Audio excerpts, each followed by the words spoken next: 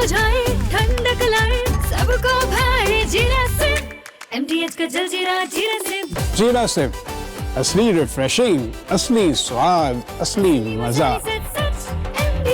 MTH।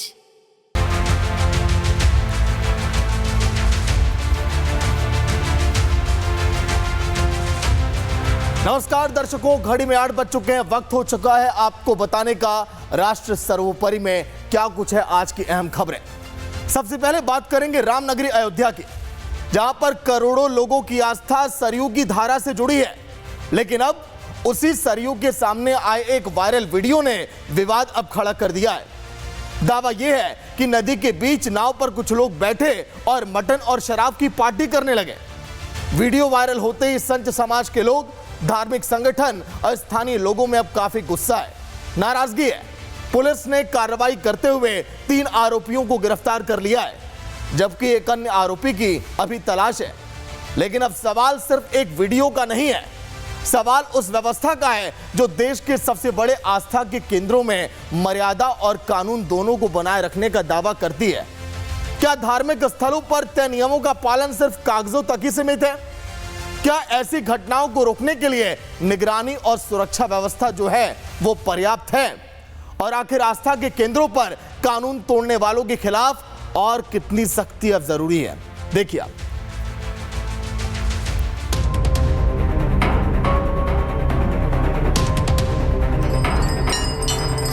भैया आज बहुत समय बाद मटन का हुआ पार्टी, साथ में हमारे राजकुमार निषाद। वो पवित्र नदियां जिसे करोड़ों हिंदू मां का दर्जा देते हैं, क्या उन नदियों के खिलाफ देश में बड़ी साजिश हो रही है? आज हम लोगों ने बकरे का पार्टी किया। क्या देश में ऐतिहासिक और पौराणिक नदियों को अपवित्र करने का एजेंडा चलाया जा रहा है? भैया एकदम दिल जीत लिया। भैया कैसा बना था बकरा? बहुत अच्छा, एक नंबर। क्या सनातन की आस्था के केंद्रों को वीकेंड पर मटन और दारू पार्टी का पिकनिक स्पॉट समझ लिया गया है? ये तमाम सवाल इसलिए क्योंकि पहले वाराणसी में गंगा के बीच नाव पर चिकन बियर पार्टी की गई, तो अब अयोध्या में मां सरयू में वही पाप रिपीट किया गया है। बदले हैं तो बस किरदार। गंगा को अपवित्र करने वाले 14 मुस्लिम युवक थे, तो मां सरयू में महापाप करने वाले लवकुश निषाद, राजकुमार निषाद और जितेंद्र निषाद हैं। आज हम लोगों ने बकरे का पार्टी किया। वायरल वीडियो अयोध्या में गुप्तार घाट का बताया जा रहा है। तस्वीरों में आप देख सकते हैं कि नाव पर 4 युवक सवार हैं और जिस सरयू नदी की अविरल धारा में हजारों लाखों लोग आस्था की डुबकी लगाते हैं, उसी सरयू नदी में लवकुश निषाद, राजकुमार निषाद और जितेंद्र निषाद मटन पार्टी कर रहे हैं। बड़ी बात यह है कि मटन पार्टी का वीडियो भी बना रहे हैं।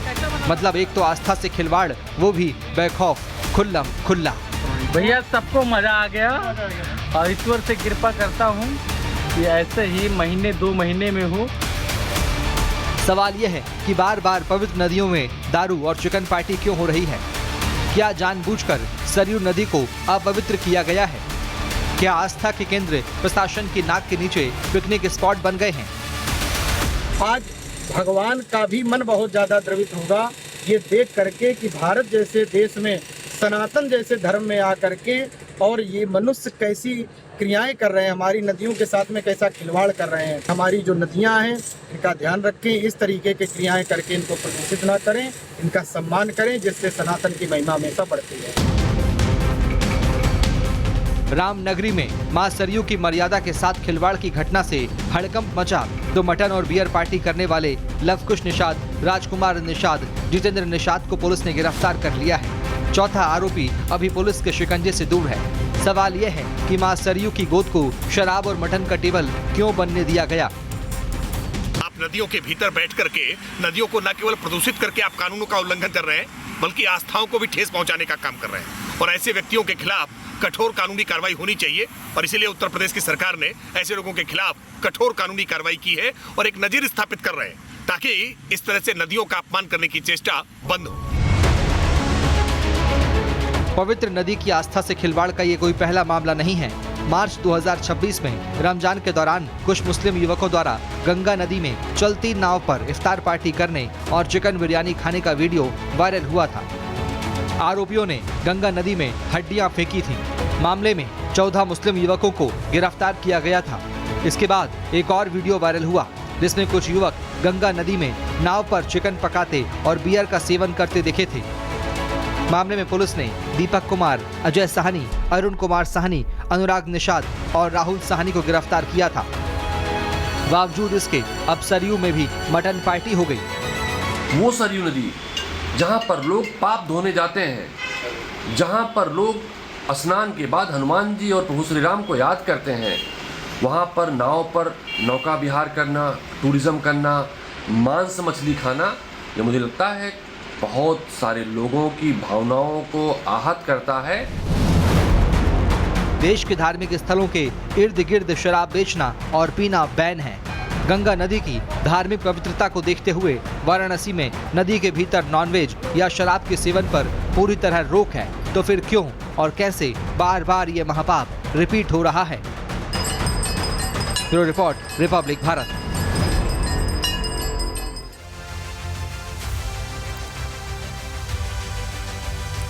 वीडियो के वायरल होने के बाद पुलिस हरकत में आ चुकी है। जिन लोगों की तस्वीरें आपने देखी, इसमें से एक युवक ने आकर कैमरे पर माफी भी मांगी है। सुनिए आप। कल मेरे द्वारा एक इंस्टाग्राम पर मेरे अकाउंट पे एक वीडियो डाला गया था। उसमें मटन खाते हुए नाव पे नदी उस पार गए थे हम लोग पार्टी करने। गलती से हम नाव पर बैठकर मटन खा लिए हैं। उसके लिए हम पूरे समाज से और पूरे समुदाय से, पूरे संगठन से हम माफ़ी चाहते हैं, माफ़ी मांगते हैं। दोबारा ऐसी कोई गलती हमसे नहीं होगी, हमको क्षमा करें। पूरे जीवन में ऐसी कोई गलती नहीं होगी, इसके लिए हमको माफ़ करें, क्षमा करें। पहले तो इन लोगों ने लोगों की आस्था के साथ खिलवाड़ किया, लेकिन अब आकर माफी मांगना क्या लोग माफ करेंगे? वहीं अब बात करेंगे धर्म नगरी हरिद्वार की। आस्था का अधिकार क्या कानून से बड़ा हो सकता है? पूजा, अजान, कीर्तन या फिर प्रार्थना, क्या इनमें से किसी के नाम पर नियमों को ताक पर रखा जा सकता है? और क्या किसी की धार्मिक आजादी दूसरे नागरिक के शांतिपूर्ण जीवन के अधिकार से ऊपर हो सकती है क्या? इन सवालों पर देश की सर्वोच्च अदालत अपना फैसला बहुत पहले ही सुना चुकी है। सुप्रीम कोर्ट यह साफ कह चुका है कि लाउड स्पीकर कोई मौलिक अधिकार नहीं है और ध्वनि प्रदूषण पर तय नियमों का पालन हर हाल में होगा।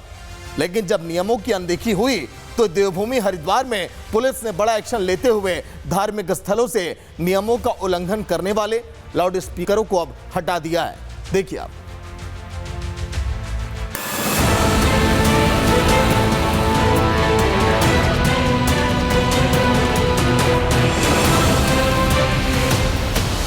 आपके कान पर अगर कोई तेज आवाज में जबरन लाउड स्पीकर बजाए तो ये आपके ना सुनने या शांति से रहने के अधिकार का हनन है। ये बात हम नहीं कह रहे, बल्कि सुप्रीम कोर्ट कह चुका है। बावजूद इसके कुछ लोग हैं जिन्हें ना तो कानून समझ आता है और ना ही देश की सर्वोच्च अदालत की गाइडलाइन। इसीलिए हरिद्वार पुलिस ने सुप्रीम कोर्ट के नियमों की धज्जियां उड़ाने वाले 94 धार्मिक स्थलों से लाउड स्पीकर हटा दिए हैं। 31 लाउड स्पीकर शहरी तो 63 लाउड स्पीकर ग्रामीण इलाके के धार्मिक स्थलों से हटाए गए हैं। लाउड स्पीकर हटाने का कारण साफ है कि ये सभी लाउड स्पीकर नियमित डेसिबल यानी आवाज की तीव्रता वाली सीमा को चीरकर नियमों की धज्जियां उड़ा रहे थे। सुप्रीम कोर्ट के निर्देश हैं, धार्मिक स्थलों पर लगे लाउड स्पीकर रात 10 बजे से सुबह 6 बजे तक नहीं बजाए जा सकते। सिर्फ बंद कमरों या ऑडिटोरियम जैसी जगहों पर ही सीमित आवाज में लाउड स्पीकर का इस्तेमाल किया जा सकता है। रिहायशी इलाकों में दिन में लाउड स्पीकर की आवाज 55 डेसिबल और रात में 45 डेसिबल से ज्यादा नहीं की जा सकती। अस्पताल, स्कूल, कॉलेज और अदालत के 100 मीटर के दायरे में दिन में 50 डेसिबल, रात में 40 डेसिबल से ज्यादा साउंड बैन है।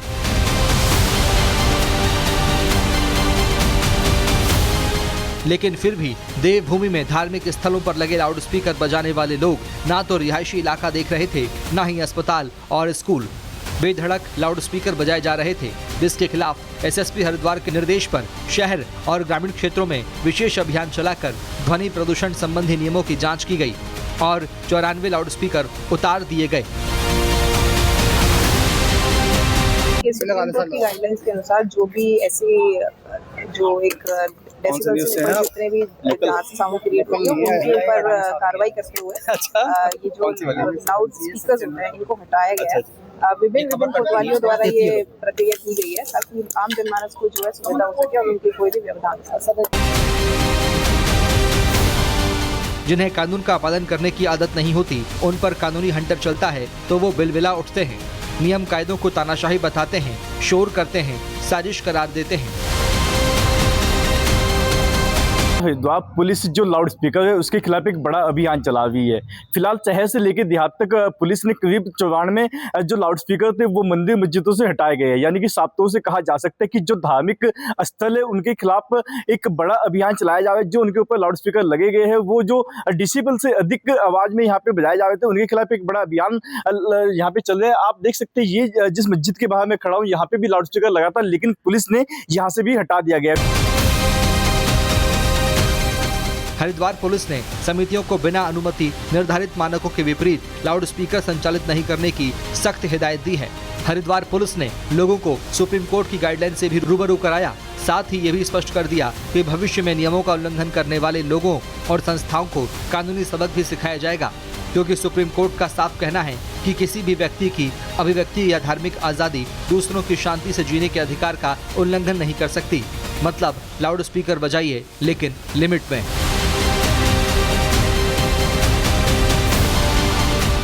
Bureau report, Republic Bharat.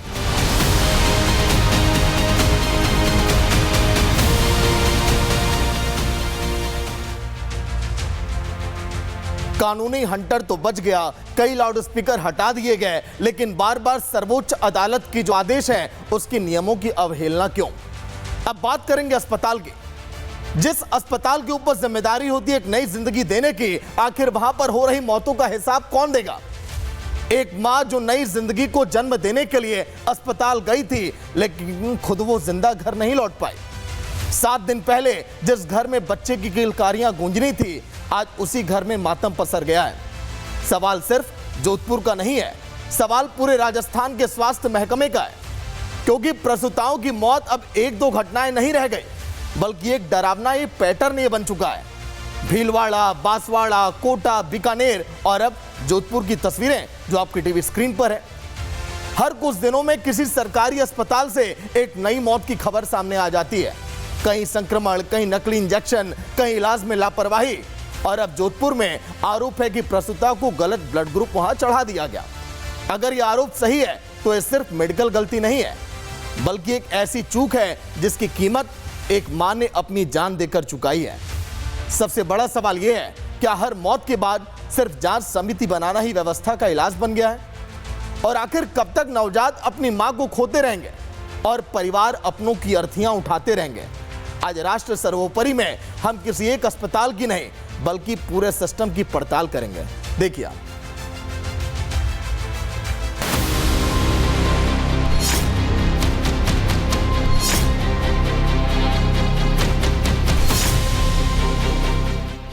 Rajasthan में प्रसूताओं की मौत का सिलसिला थम नहीं रहा है, क्योंकि राजस्थान का स्वास्थ्य सिस्टम आंख मूंद कर बैठा है।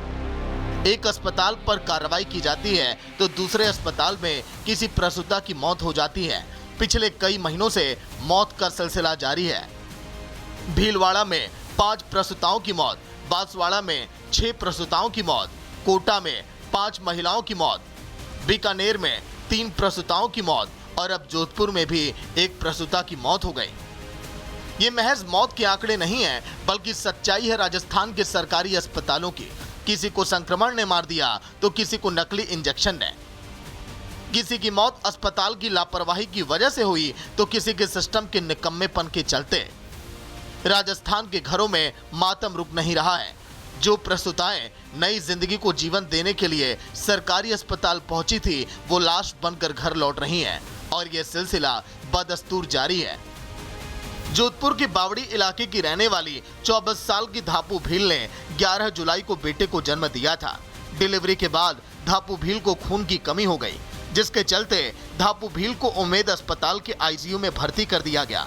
मशीनों के सहारे कई दिन तक महिला जिंदगी की जंग लड़ती रही, लेकिन अंत में हार गई। आईसीयू में महिला की मौत हो गई। इस बीच 7 दिन तक नवजात को ना दूध मिला, ना ही मां का प्यार। 7 दिन के बेटे को छोड़ धापू भील ने दुनिया छोड़ दी। 7 दिन का मासूम अपनी दादी और पिता की गोद में मां के लौटने का इंतजार करता रह गया। परिजनों का आरोप है कि इलाज के दौरान धापू भील को O पॉजिटिव की जगह B पॉजिटिव का ब्लड चढ़ा दिया गया था। गलत ब्लड ग्रुप होने की वजह से धापू भील की तबीयत बिगड़ गई और किडनी खराब हो गई। गंभीर हालत में उन्हें महात्मा गांधी अस्पताल के आईसीयू में भर्ती कराया गया, जहां कई दिन चले इलाज के बाद धापू भील की मौत हो गई।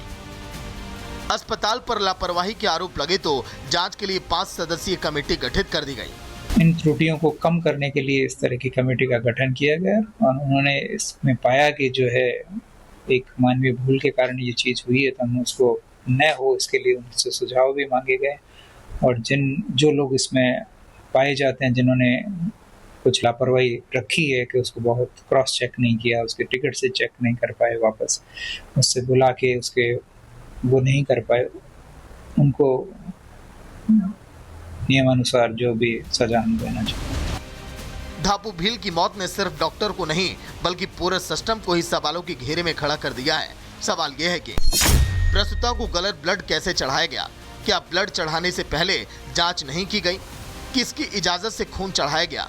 प्रसूता की मौत का जिम्मेदार कौन है? धापू भील की मौत सिर्फ एक परिवार का दर्द नहीं है, बल्कि सरकारी अस्पतालों की व्यवस्था पर भी गंभीर सवाल खड़े करती है, क्योंकि बार बार हो रही प्रसूताओं की मौत से भी राजस्थान का स्वास्थ्य सिस्टम सबक नहीं ले रहा है। क्या प्रसूताओं की मौत से स्वास्थ्य सिस्टम पर कोई फर्क नहीं पड़ता है? क्या राजस्थान में प्रसूताओं की मौत अब आम बात मान ली गई है? Bureau report, Republic Bharat.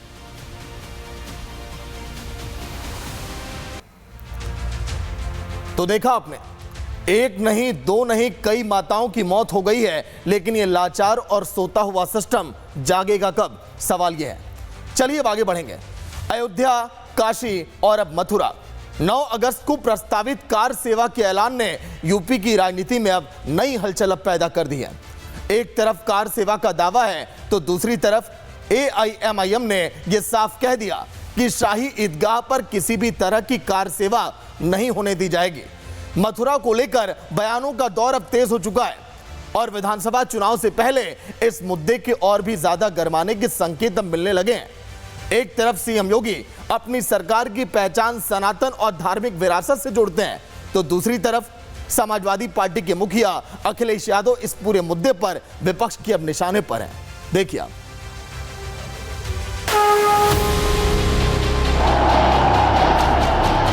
हम किसी भी तरह से मथुरा के ईदगाह पे दोबारा कब्जा नहीं होने देंगे। ये असदुद्दीन ओवैसी की पार्टी AIMIM के नेता इसरार अहमद हैं, जिन्होंने ऐलान कर दिया है अगर मथुरा में कार सेवा की कोशिश की गई तो उनकी पार्टी AIMIM इसका विरोध करेगी। किसी भी कीमत पर शाही ईदगाह पर कब्जा नहीं होने दिया जाएगा। उत्तर प्रदेश का मुसलमान अब जाग चुका है, आपके छलावे में आने वाला नहीं है। हम किसी भी तरह से मथुरा के ईदगाह पे दोबारा कब्जा नहीं होने देंगे। दरअसल इस विवाद की शुरुआत हुई चित्रगुप्त पीठ के जगत गुरु सच्चिदानंद के बयान से। उन्होंने 9 अगस्त को मथुरा में कार सेवा का ऐलान किया। जगत गुरु सच्चिदानंद का तर्क है अयोध्या और काशी के बाद अब मथुरा का नंबर है, लेकिन ओवैसी की पार्टी ने इसके विरोध का ऐलान कर दिया। साथ ही समाजवादी पार्टी के मुखिया अखिलेश यादव की चुप्पी पर भी सवाल उठाए। मथुरा में ईदगाह को कब्जा करने की पूरी तैयारी चल रही है। इस मुद्दे पर समाजवादी पार्टी पूरी तरह खामोश है। न सिर्फ इस मुद्दे पर बल्कि जौहर यूनिवर्सिटी के ध्वस्तीकरण का प्रोग्राम चल रहा है, उस मुद्दे पर भी अखिलेश यादव खामोश हैं। मैं जानना चाहता हूं कि अखिलेश यादव जी की पार्टी के सबसे बड़े नेता आजम खां की यूनिवर्सिटी पर हमला होने जा रहा है, उस पर आखिर अखिलेश यादव खामोश क्यों हैं? अखिलेश यादव की ये खामोशी उत्तर प्रदेश में बसने वाले 25% मुसलमानों के साथ धोखा और पीठ पे छुरा भोंकने जैसी बात है। साफ है, मथुरा में कार सेवा के ऐलान से सिर्फ धार्मिक ही नहीं बल्कि राजनीतिक बयानबाजी को भी नई धार दे दी है। उधर अगले साल यूपी में विधानसभा चुनाव है, ऐसे में मथुरा के इस विवाद पर बयानबाजी और ज्यादा तेज होने की संभावना है। Bureau report, Republic Bharat.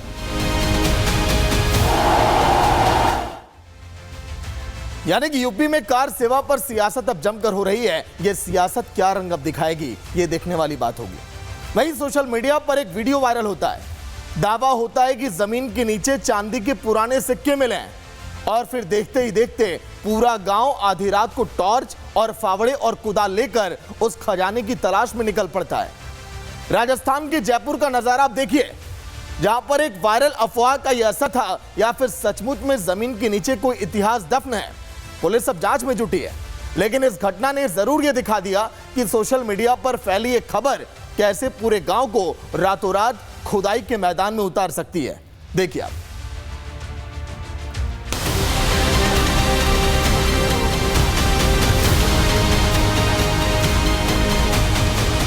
रात के 12 बजे चारों तरफ सन्नाटा, लेकिन जयपुर के फागी इलाके का चोरू गांव रोशनी से नहाया हुआ था। ये रोशनी किसी शादी ब्याह की नहीं बल्कि उस अंधेरी चाक ही थी जिसने पूरे गांव की नींद उड़ा दी। हाथों में टॉर्च, कुदाली और फावड़े लेकर पूरा गांव जमीन का सीना चीरने निकल पड़ा। बच्चे हो या बुजुर्ग, हर कोई एक ही धुन में था। खजाना, सदियों पुराना खजाना। सोशल मीडिया पर एक वीडियो आग की तरह फैला। दावा किया गया कि एक पुराने मकान की खुदाई के दौरान जमीन से चांदी के चमचमाते सिक्के निकले। बस फिर क्या था, इस एक अफवाह ने पूरे गांव की किस्मत बदलने की उम्मीद जगा दी। देखते ही देखते पूरा चोरू गांव रात भर टॉर्च की रोशनी में जमीन खंगालने में जुट गया। गांव की गलियों से लेकर खाली जमीन तक हर जगह लोग खजाने की तलाश करते नजर आए। महिला, पुरुष, बुजुर्ग और बच्चे, हर किसी की नजर जमीन के नीचे छिपे कथित खजाने पर टिक गई। देर रात तक गांव में खुदाई का सिलसिला चलता रहा और अब भी लोग उम्मीद लगाए बैठे हैं कि शायद अगला फावड़ा किसी बड़े राज से पर्दा उठा दे। राजस्थान राजवाड़ों का गढ़ है, राजा महाराजाओं की धरती है।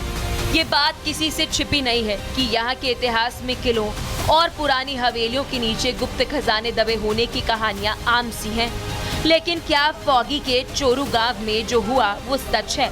आप खुद ही देखिए। ग्रामीणों का कहना है कि मिले सिक्के काफी पुराने दिखाई दे रहे हैं, संभवतः ऐतिहासिक हो सकते हैं। हालांकि अब तक प्रशासन या फिर पुरातत्व विभाग की ओर से इस दावे की आधिकारिक पुष्टि नहीं की गई है। वायरल वीडियो और ऐसे दावों की रिपब्लिक भारत भी पुष्टि नहीं करता है। सिक्के निकले या नहीं, ये तो जांच का विषय है, लेकिन इस अफवाह ने ये जरूर साबित कर दिया कि रातों रात अमीर बनने की चाहत इंसानों से क्या कुछ नहीं करवा सकती। पुलिस अब मामले की तफ्तीश कर रही है। आखिर इस अफवाह की चिंगारी कहां से भड़की? एक अफवाह ने पूरे गांव को माइनिंग एक्सपर्ट बना दिया, जिसको लेकर अब सवाल उठ रहे हैं। क्या फागी की इस जमीन के नीचे इतिहास का सबसे बड़ा राज दफन है? चमकती टॉर्च, हाथों में फावड़े और ये खजाने की खोज है या अंधविश्वास की दौड़? क्या ये कानून अपराध है या फिर गरीबी से अमीर बनने का शॉर्टकट? चांदी के वो सिक्के हकीकत हैं या सिर्फ सोशल मीडिया का भ्रम? क्या वाकई चोरू गांव की मिट्टी रातों रात सोना उगलने वाली है? सिक्के चांदी के थे या नहीं, ये तो पुलिसिया तफ्तीश में साफ हो जाएगा। लेकिन इस घटना ने एक बात शीशे की तरह साफ कर दी है कि रातों रात अमीर बनने की चाहत और सोशल मीडिया की अफवाह, अब ये दोनों मिल जाते हैं तो समझदारी घुटने टेक देती है। अंधविश्वास की इस टॉर्च से किसी की किस्मत बदले या ना बदले, लेकिन कानून का डंडा जब चलेगा तो कईयों की रातों की नींद जरूर हराम हो जाएगी। Bureau report, Republic Bharat. तो ऐसे में अफवाहों वाली खबरों को आप हकीकत मत माने, आप पहले उसकी सच्चाई तक जाएं। फिलहाल इतना ही, नमस्कार।